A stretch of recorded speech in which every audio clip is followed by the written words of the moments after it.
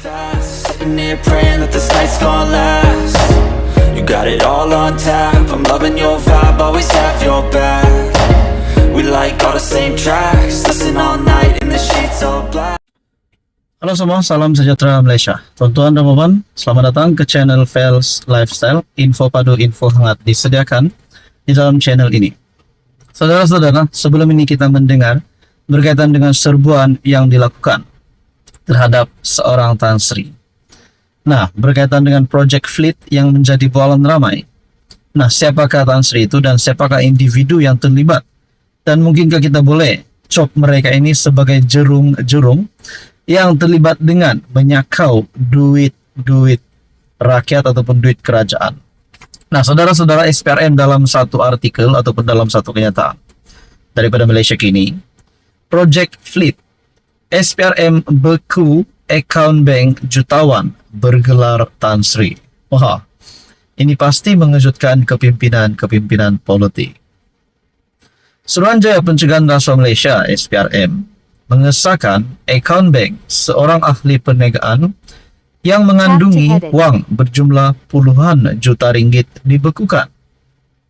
Memetik sumber Berita Harian melaporkan, ia susulan siasatan SPRM membabitkan kontrak diberikan kepada sebuah syarikat pembekal kenderaan kerajaan sejak Julai tahun lalu. Lebih 100 akaun persendirian dan syarikat bernilai jutaan ringgit di bawah kawalan Tan Sri berkenaan dianalisis bagi melihat tren pemindahan wang kepada individu tertentu. Daripada jumlah itu, SPRM membekukan beberapa akaun yang jumlahnya dianggarkan puluhan juta ringgit, kata sumber yang dipetik sebagai berkata. Menurut laporan itu lagi, SPRM sebelum ini pernah menyerbu kediaman dan syarikat ahli perniagaan berusia lingkungan 70-an bergelar Tan Sri itu, serta merampas dokumen berkaitan keuangan bagi membantu siasatan. SPRM juga sudah merakamkan keterangan beberapa agensi kerajaan serta individu daripada syarikat terbabit yang sebelum ini memperoleh kontrak membekal serta menguruskan fleet kenderaan kerajaan. Pengarah kanan siasatan SPRM, Hishamuddin Hasim, dilaporkan mengesahkan perkara itu manakala kes pula disiasat mengikut Seksyen 17 Akta SPRM 2009. Untuk rekod, sejak 1993, sebuah syarikat tunggal, Spanco Sdn Bhd, memegang konsesi untuk membekal dan menyelenggara kenderaan kerajaan. Namun apabila kontrak tamat pada 2019, tender terbuka dilancarkan untuk penganugerahan kontrak seterusnya. Berjaya Group dan Naza Sdn Bhd membentuk konsesi dan memperolehi kontrak itu melalui surat hasrat ataupun LOI pada tahun lepas. Bagaimanapun, LOI ditamatkan pada 2020 dan tender dianugerahkan kepada Spanco. Pada Julai tahun lalu, pengasas Berjaya, Vincent Tan, memfailkan saman terhadap Kementerian Kewangan dan Spanco berhubung LOI yang ditamatkan. Tan juga mendakwa kontrak tersebut dianugerahkan kepada Spanco walaupun harga yang ditawarkan syarikat itu lebih tinggi, sekaligus mendorong SPRM membuka siasatan. Bagaimanapun, tiada perkembangan mengenai siasatan itu sehingga serbuan dilakukan baru-baru ini. Masa siasatan itu dilihat bertepatan dengan SPRM yang menyiasat bekas Menteri Kewangan D.M. Zainuddin, bekas Perdana Menteri Dr. Mahathir Mohamad dan keluarga mereka. Taikun yang terlibat dalam siasatan itu dikatakan sekutu rapat D.M. Zainuddin. Nah, ini pasti satu lagi keputusan SPRM yang mengejutkan D.M. Zainuddin dan seluruh kroni serta keluarga Tun Dr. Mahathir dan kepada Tun Dr. Mahathir sendiri. Nah, saudara-saudara, apakah komen Anda berkaitan dengan isu ini? Sekian saja, teruskan bersama di dalam channel ini. Salam sejahtera Malaysia, selamat datang ke channel Fels Lifestyle, info padu, info hangat disediakan di dalam channel ini.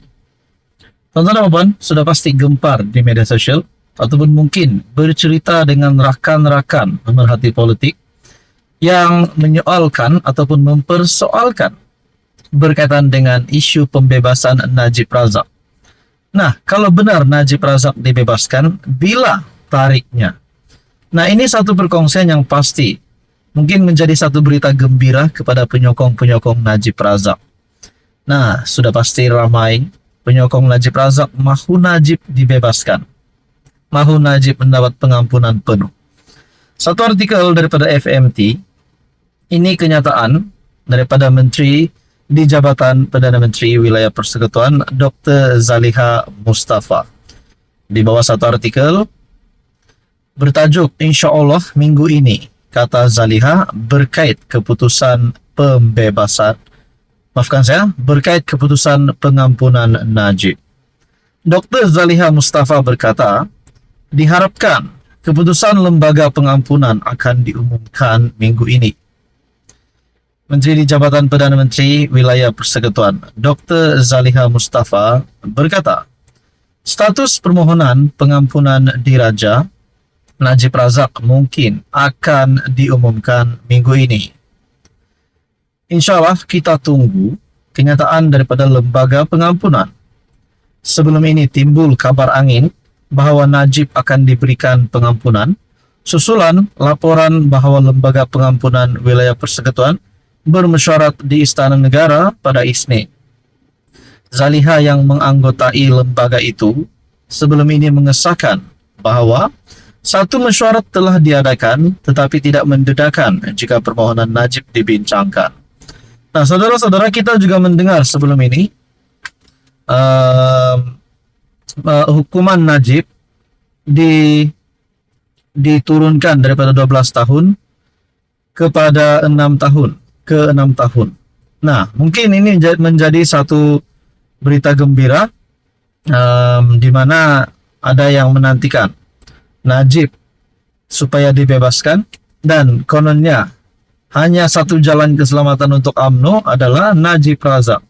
Pada akhirnya, saudara-saudara, satu artikel daripada My Metro pula berkongsi pengampunan Najib, hukuman penjara dikurangkan kepada 6 tahun, kata media Singapura. Nah, tidak pasti perkara ini benar atau tidak, tapi yang kita tahu hukuman penjara Najib adalah selama 12 tahun. Bagi bekas Perdana Menteri itu atas tuduhan rasuah yang dikurangkan kepada 6 tahun oleh lembaga pengampunan selepas mesyuaratnya semalam, kata sumber termasuk pegawai kanan kerajaan kepada CNA. Media Singapura melaporkan keputusan lembaga pengampunan itu yang diketuai yang di-Pertuan Agong juga termasuk pengurangan denda RM210 juta kepada jumlah yang tidak ditentukan menurut 3 sumber berasingan yang bercakap dengan syarat kerahasiaan ketat. Artikel daripada My Metro ini adalah pada 31 Januari. Nah, kita menantikan keputusan terkini. Adakah memang benar-benar Najib akan dibebaskan, ataupun mungkin benar Najib akan dikurangkan denda penjaranya. Nah, saudara-saudara, apa komen Anda berkaitan dengan isu ini? Sekian saja, teruskan bersama di dalam channel ini untuk info yang seterusnya. Jangan lupa tekan butang like, share, dan juga subscribe.